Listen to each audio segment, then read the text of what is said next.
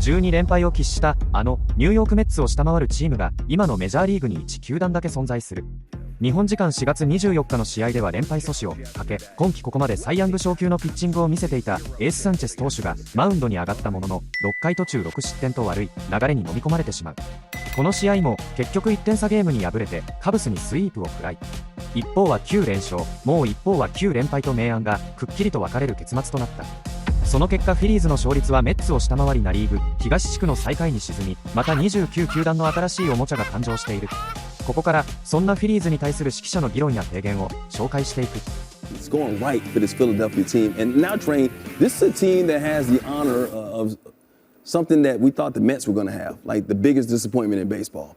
And now I got to say that the Phillies right now, because they are the worst team in the National League, have that honor. What's gone wrong for them? You look at the New York Mets, and, these are two different teams. The Mets went out and got some interchangeable pieces. You look at the Philadelphia Phillies, they stood packed with this same group for the last couple of years that have had some disappointments late. If you look at the lineup right now, Baum's hitting 151. He is the bat-to-ball RBI getter in the lineup. If you look at Kyle Schwarber, he's hitting 143 over his last 7 ball games. He's got to be better.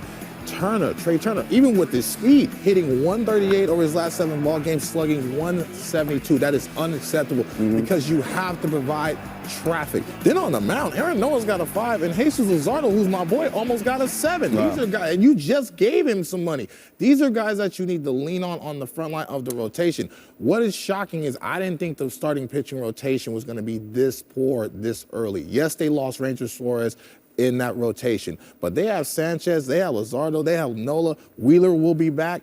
Man, they got to pitch better, especially in that ballpark, because it can't just be a shootout every single game, because that'll put a ton of pressure on that offense, especially when they're struggling. Wheeler's coming back this weekend. Starters ERA during the 9-game stretch that they've lost each one, almost 8. Right. Can't win that way. You can't win that way, and we'll focus just right now on Christopher Sanchez before we talk about the bullpen and the offense. But with Christopher Sanchez, he comes into this game, and you're talking about an ERA that was sub-2. So on the surface level, it looked like Christopher Sanchez has been dealing this year, but when you dig a little bit deeper, you see he's been getting hit around a lot. You're talking about a whip of around 1.6 this season. Last year, that number was much more closer than 1. Guys are hitting almost 300 off of him, and the biggest difference is they're able to get to his fastball. This is the dominant Christopher Sanchez that we've been used to forever. And in the top of my mind, as I'm watching the season, I just assumed he had been balling out this year, because you look at the ERA, you see a sub-2, it's like, oh, he's been pitching amazing. Right. But you start to dig in to every single start, Matty and Case, and you start to see he's been giving up barrels. You're leaving a lot of runners stranded to where it's always ducks on the pond, and then he's able to go out there and get the big out because he's Christopher Sanchez. But sooner or later, you just can't live like that. Every now and then, the other team is going to come through and be able to deposit some of those runs. Yeah, and they're going to need him to be the ace of that staff. Man, there's no doubt about it. As he goes, that staff goes. Who would have thought, though, in April 2026, we'd look at the East right now, and we'd say have the Mets losing 12 in a row and then the Phillies losing 9 in a row. I don't think anyone would have seen this coming, but the recipe right now is for the Phillies, as we're talking about them, they're doing a lot of stuff the Mets aren't doing. They're not hitting with runners in scoring position.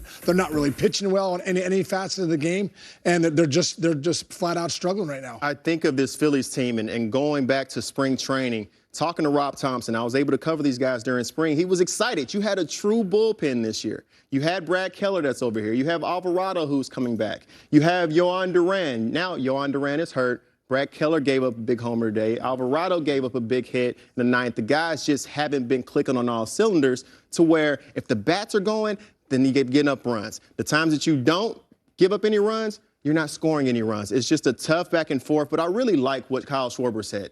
Listening to the post-game interview, you hear Kyle Schwarber talking about it. He said, if we weren't going through this stretch, you wouldn't pay attention to just this loss today, because they played a good ball game today. You just happened to get outscored. But because you've lost so many games leading up to this point, it hurts a little more. But we talk about it in baseball all the time. You have to have a short-term memory. You got to be able to throw that away and not put added pressure, because it just continues to compound on you. And it's very short at bats. It's weaker contact. Now, yesterday, I think they had better at bats against Matthew Boyd. I think they had, but then you say, okay, they had better at bats against a lefty just coming off the IL.